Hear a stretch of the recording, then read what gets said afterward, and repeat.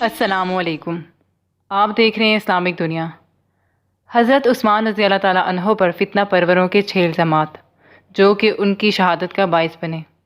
الزامات تو محض بہانہ تھا، وہ تو اس قتل کے ذریعے اسلام پر کاری ضرب لگانا چاہتے تھے۔ تو آج کی اس ویڈیو میں میں آپ کو حضرت عثمان رضی اللہ تعالیٰ عنہ پر لگے 6 الزامات بتانے والی ہوں، اور حضرت عثمان رضی اللہ تعالیٰ عنہ کی وفات پر چند صحابہ اکرام کے تاثرات بتاؤں گی۔ تو ویڈیو کو اسکپ کیے بغیر آخر تک دیکھیں گا اور دوسروں کے ساتھ اس ویڈیو کو ضرور شیئر کیجیے گا، کیونکہ دین سے متعلق باتوں کو آگے پھیلانا صدقہ جاریہ ہے۔ اور اگر آپ نے ابھی تک میرا چینل سبسکرائب نہیں کیا تو پلیز میرا چینل سبسکرائب کر دیں اور ساتھ ہی بیل آئیکن کو پریس کر دیں تاکہ نئی آنے والی ویڈیوز آپ تک پہنچتے رہیں۔ نبی کریم صلی اللہ علیہ وآلہ وسلم فتنوں کا ذکر فرما رہے تھے اور یہ ارشاد فرما رہے تھے کہ یہ فتنے بہت جلد واقع ہوں گے۔ ایسے میں ایک شخص اس طرف سے گزرا، سر کو کپڑے سے ڈھانکا ہوا تھا۔ آپ صلی اللہ علیہ وآلہ وسلم نے اس شخص کو دیکھ کر فرمایا، اس روز یہ شخص راہ راست پر ہوگا، یعنی جب فتنہ اور فساد پھوٹ پڑے گا، فتنہ برپا کرنے والے جب فتنہ پھیلا رہے ہوں گے تو اس وقت یہ شخص جو جا رہا ہے یہ راہ راست پر ہوگا۔ فتنہ برپا کرنے والے غلط ہوں گے اور ان کے مقابلے میں یہ درست راستے پر ہوگا، اس کا موقف درست ہوگا، فتنہ برپا کرنے والوں کا موقف غلط۔ جس وقت آپ صلی اللہ علیہ وآلہ وسلم یہ الفاظ فرما رہے تھے وہاں حضرت مرہ بن کعب رضی اللہ تعالیٰ عنہ بھی موجود تھے۔ اب چونکہ اس شخص نے سر پر کپڑا ڈھانپ رکھا تھا لہٰذا اس کی وجہ سے چہرہ نظر نہیں آ سکا تھا۔ چہرہ دیکھنے کے لیے حضرت مرہ بن کعب رضی اللہ تعالیٰ عنہ جلدی سے اٹھے اور اس شخص کے پاس گئے۔ وہ فرماتے ہیں کہ میں نے دیکھا وہ حضرت عثمان بن عفان رضی اللہ تعالیٰ عنہ تھے۔ میں نے ان کا چہرہ آپ صلی اللہ علیہ وآلہ وسلم کی طرف کرتے ہوئے پوچھا، آپ نے یہ بات ان کے بارے میں فرمائی ہے؟ آپ صلی اللہ علیہ وآلہ وسلم نے ارشاد فرمایا، ہاں۔ یہ حدیث ترمذی، ابن ماجہ اور مشکات میں ہے۔ امام ترمذی نے اس حدیث کو حسن صحیح لکھا ہے۔ شاہ ولی اللہ محدث دہلوی رحمۃ اللہ علیہ نے عدالت الخفا میں یہ حدیث حضرت عثمان رضی اللہ تعالیٰ عنہ کے مناقب میں نقل کی ہے۔ اس حدیث سے ثابت ہے کہ حضرت عثمان رضی اللہ تعالیٰ عنہ کے گھر کے گرد گھیرا ڈالنے والے اور آپ پر الزامات لگانے والے بالکل غلط تھے اور حضرت عثمان رضی اللہ تعالیٰ عنہ درست راستے پر تھے۔ ان بلوائیوں نے، ان فسادیوں نے، اسلام میں دراریں ڈالنے والے ان فتنہ پروازوں نے حضرت عثمان رضی اللہ تعالیٰ عنہ پر یہ الزامات لگائے کہ پہلا یہ کہ حضرت عثمان رضی اللہ تعالیٰ عنہ نے بڑے بڑے صحابہ کرام کو معزول کر کے اپنے عزیزوں اور رشتہ داروں کو بڑے بڑے عہدوں پر مقرر کیا ہے۔ دوسرا، اپنے قبیلے بنو امیہ کے عہدے داروں کی غلطیوں اور بدعنوانیوں کی پردہ پوشی کی ہے۔ اور تیسرا الزام یہ کہ حکم بن عاص کو حضور صلی اللہ علیہ وآلہ وسلم نے راز ظاہر کرنے کے جرم طائف سے جلا وطن کر دیا تھا۔ حضرت عثمان رضی اللہ تعالیٰ عنہ نے اپنے دور خلافت میں انہیں مدینہ واپس بلا لیا اور ان پر انعام و کرام کی بارش کر دی۔ یہ حکم بن عاص حضرت عثمان رضی اللہ تعالیٰ عنہ کے چچا تھے۔ چوتھا، عبداللہ بن مسعود حضرت عثمان رضی اللہ تعالیٰ عنہ کے دو شریک بھائی تھے۔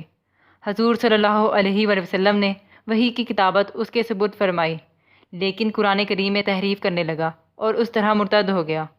فتح مکہ کے موقع پر حضور صلی اللہ علیہ وآلہ وسلم نے انہیں قتل کا حکم فرمایا، لیکن حضرت عثمان رضی اللہ تعالیٰ عنہ نے سفارش کر کے اس کی جان بخشی کرا لی۔ جب آپ خلیفہ مقرر ہوئے تو انہوں نے مصر کا گورنر مقرر کر دیا۔ پانچواں الزام، آپ نے اپنے خاندان بنی امیہ کے لوگوں کو بڑی رقمیں بغیر کسی حق کے بیت المال سے بطور انعام و کرام دی۔ چھٹا، ایک اور بڑا اعتراض یہ تھا کہ مصر سے آنے والے فتنہ پرواز لوگوں کا گروہ حضرت علی رضی اللہ تعالیٰ عنہ کے سمجھانے بجھانے پر مدینہ منورہ سے واپس ہو گیا تھا، مگر ان لوگوں کو راستے میں ایک قاصد ملا، وہ مصر جا رہا تھا۔ مصریوں کو اس پر شک ہوا، انہوں نے اس کی تلاشی لی تو اس کے پاس سے ایک خط برآمد ہوا۔ اس خط پر خلیفہ کی مہر لگی ہوئی تھی۔ خط مصر کے گورنر کے نام تھا۔ اس میں لکھا تھا کہ مصری لوگ جب واپس پہنچے تو ان کے سر قلم کر دیے جائیں۔ بلوائیوں کا مطلب تھا کہ وہ خط حضرت عثمان رضی اللہ تعالیٰ عنہ نے لکھا تھا۔ یہ تھے وہ 6 بڑے بڑے الزامات جو ان بلوائیوں نے حضرت عثمان رضی اللہ تعالیٰ عنہ پر لگائے تھے۔ ان سب الزامات کے حضرت عثمان رضی اللہ تعالیٰ عنہ نے جوابات ان کے منہ پر پوری تفصیل سے دیے تھے، لیکن چونکہ وہ لوگ آپ کو قتل کرنے کی نیت سے آئے تھے، اسلام کے دشمن تھے، اپنی اسلام سے دشمنی اس راستے سے نکالنا چاہتے تھے، اس لیے انہوں نے حضرت عثمان رضی اللہ تعالیٰ عنہ کی کسی وضاحت کو نہ مانا اور شہادت کا واقعہ پیش آ کر رہا۔ اس ساری وضاحت کا مطلب یہ ہے کہ حدیث کی روشنی میں اس روز حضرت عثمان رضی اللہ تعالیٰ عنہ درست تھے اور بلوائی غلط تھے۔ لہٰذا ان کے تمام الزامات بھی غلط تھے۔ حضرت عثمان رضی اللہ تعالیٰ عنہ نے ایک ایک اعتراض کا جواب دیتے وقت بار بار ان سے پوچھا تھا، کیا ایسا نہیں ہے؟ انہوں نے ہر بار کہا تھا، ہاں ایسا ہی ہے۔ اس کے باوجود وہ آپ کو شہید کر کے رہے۔ حضرت عثمان رضی اللہ تعالیٰ عنہ کی شہادت ایسا واقعہ نہ تھا جسے خاموشی سے سن لیا جاتا۔ اس عظیم حادثے پر پوری امت کے دل دہل گئے۔ جس نے بھی اس دردناک سانے کی خبر پائی اس کے پاؤں تلے سے زمین نکل گئی۔ شیخ الاسلام امام ابن حجر عسقلانی رحمۃ اللہ تحریر فرماتے ہیں، صحابہ کرام رضی اللہ تعالیٰ عنہ پر یہ عظیم حادثہ بہت گراں گزرا۔ امام ابن کثیر رحمۃ اللہ فرماتے ہیں، اور جب یہ بہت بڑا اور بہت ہی برا واقعہ ہوا اور لوگوں کو اس کی اطلاع ہوئی تو انہوں نے اس کو ایک عظیم حادثہ سمجھا اور اکثر جاہل خارجی اپنے کرتوت پر شرمسار ہوئے۔ اس عمومی تاثر کے بعد چند صحابہ کرام کے تاثرات فردن فردن پیش کیے جاتے ہیں۔ حضرت ابو جعفر انصاری رضی اللہ تعالیٰ عنہ سے روایت ہے کہ جب حضرت عثمان رضی اللہ تعالیٰ عنہ قتل ہوئے تو میں حضرت علی رضی اللہ تعالیٰ عنہ کے پاس آیا۔ آپ مسجد میں تشریف فرما تھے اور آپ کے سر پر سیاہ عمامہ تھا۔ میں نے آپ سے عرض کیا، حضرت عثمان رضی اللہ عنہ قتل کر دیے گئے۔ فرمایا، ہمیشہ ہمیشہ ان قاتلوں پر ہلاکت ہو، اور ایک روایت میں ہے وہ ہمیشہ نقصان میں رہیں۔ نیز فرمایا، اللہ حضرت عثمان رضی اللہ تعالیٰ عنہ پر رحمت فرمائے اور ہمیں ان کا بہتر قائم مقام عطا فرمائے۔ امام ابن کثیر رحمۃ اللہ تحریر فرماتے ہیں، جب حضرت سعد بن ابی وقاص رضی اللہ عنہ کو قتل عثمان کی خبر پہنچی تو آپ نے ان کے لیے بخشش طلب کی، رحمت کی دعا فرمائی اور آپ کے قاتلوں کے حق میں فرمایا، اے الہی انہیں نادم فرما اور ان سے سخت مواخذہ فرما۔ جب حضرت علی رضی اللہ عنہ کو شہادت کی خبر ملی تو فرمایا، اللہ تعالیٰ عثمان رضی اللہ عنہ پر رحمت فرمائے اور قاتلوں سے آپ کا انتقام لے اور اسلام کی طرف سے بدلہ لے۔ جب حضرت زبیر رضی اللہ عنہ کو شہادت کی خبر ملی تو فرمایا، انا للہ و انا الیہ راجعون، اللہ حضرت عثمان رضی اللہ تعالیٰ عنہ پر رحمت فرمائے اور قاتلین سے آپ کا انتقام لے۔